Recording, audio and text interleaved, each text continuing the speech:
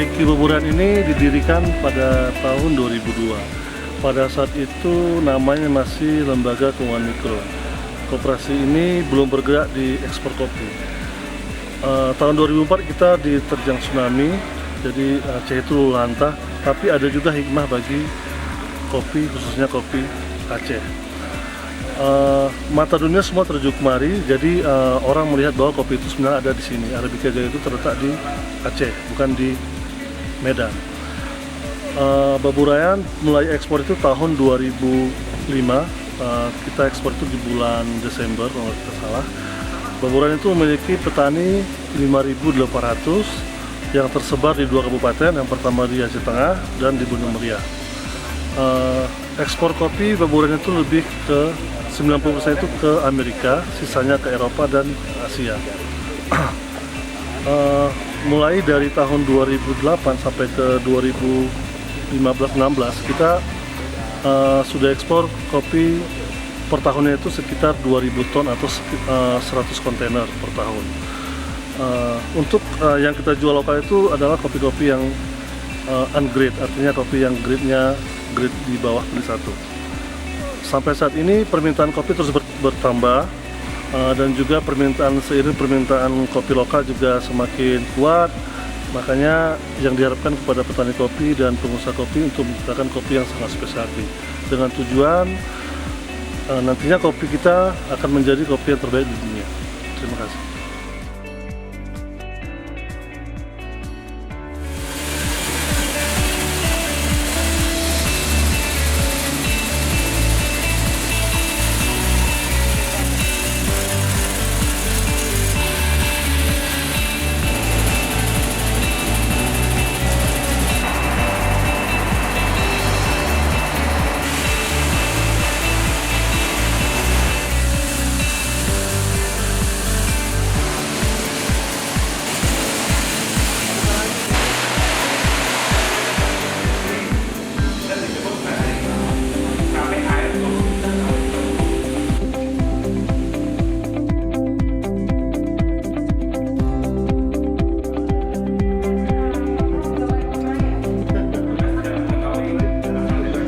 Kodenya, ya.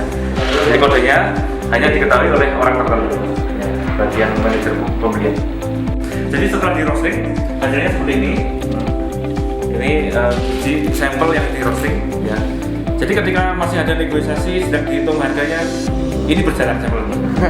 Sampel ini berjalan, tanpa sepengetahuan mereka sudah jalan, terus sudah masuk ke lab. Ya. Seperti ini di roasting, ya. Ya, hasilnya kemudian di grinder. Mesinnya seperti ini kurang lebih, ya, karena banyak merek ya. Ini kita pakai merek Probat yang biasa standar, ya, standar internasional Probat. Harganya agak lumayan juga ya. Ini 300, ini 50. Ini kita untuk mengetahui 2 hal saja. Aromanya kopi bagaimana dan cita rasanya. Ada 2 hal yang mau kita ketahui di lab ini. Aromanya apakah sesuai dengan standar kita? Ya, terus cita rasanya apakah masuk dengan standar? Ya, standarnya kita pakai standar SCAI, ya, Specialty Coffee Association of Indonesia. Ini cupping formnya, kemudian kita isi sesuai sampel-sampelnya.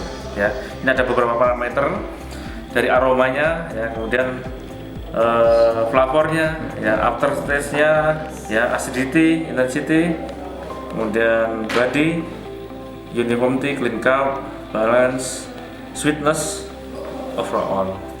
Ya, ini beberapa parameter yang harus kita nilai. Jadi ketika kita tes, langsung kita nilai. Ya. Kopi gayo, kita kopi tanpa ditambahi yang lain, rasanya coklat. Kopi rasa coklat. Itu cuma kopi Sumatera ya kayak gitu? Ya, karakter kopi Sumatera seperti itu. Ya, ada rasa coklat, flavornya coklat. Tapi untuk di Aceh, Gayo itu khususnya rasa coklatnya kuat. Karakter kopi di tiap daerah ada yang arahnya ke fruity, ke nutty. Ya. Kebetulan kalau di Gayo ini arahnya ke coklat. Ini mungkin agak mirip dengan di daerah Timur Leste, karena karakter tanahnya dan situasinya hampir sama. Ya, setelah tanah humus, kemudian langsung akarnya mencengkram di batu-batuan. Ini juga nggak jauh dengan kopi.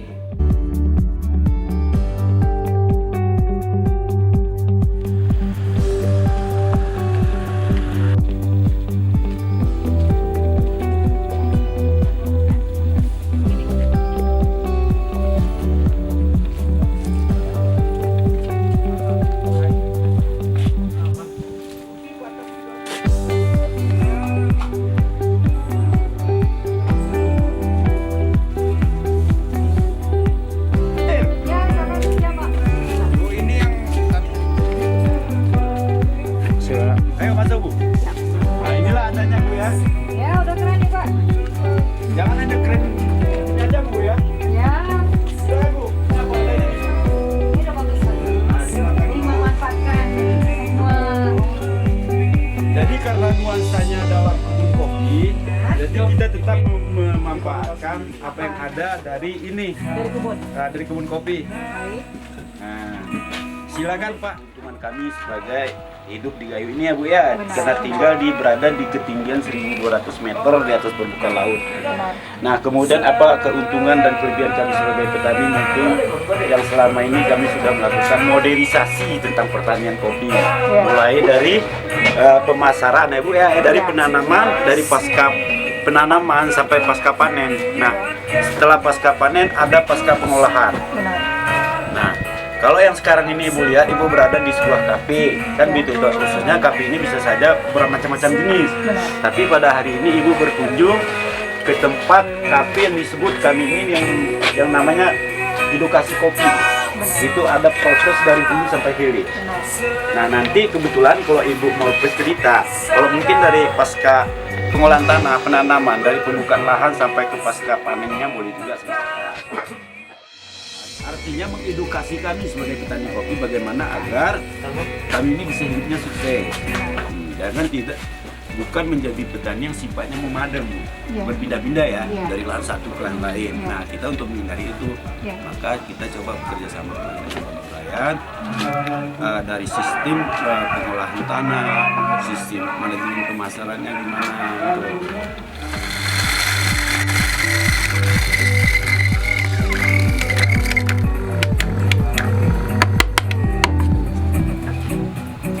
Nama saya Saru Iman, kerap orang-orang panggil saya Saru. Saya ada orang yang terjun di dunia bisnis kopi. Sudah mulai sejak 2011. Kita sudah mulai 3 tempat, ini tempat yang terakhir. Tempat yang terakhir ini kita langsung di tempat sendiri, di kebun sendiri. Jadi kopi yang kita jual di sini juga diambil dari kebun sendiri, diproses sendiri, di roasting sendiri, di brewing sendiri, dan di cupping sendiri. Dan diminum di sini juga. Nah, alhamdulillah latar belakang saya juga sebagai Duta Kopi 2016 yang disahkan oleh AIKI, Association Eksportir Kopi Internasional, yang baru saja kemarin 2016. Dan hari ini kita coba implementasi ilmu yang sudah saya cari selama ini dengan membuka konsep edukasi kopi. Dan konsep tempat yang kita tawarkan adalah daur ulang sampah dan forestry agar menciptakan ramah lingkungan.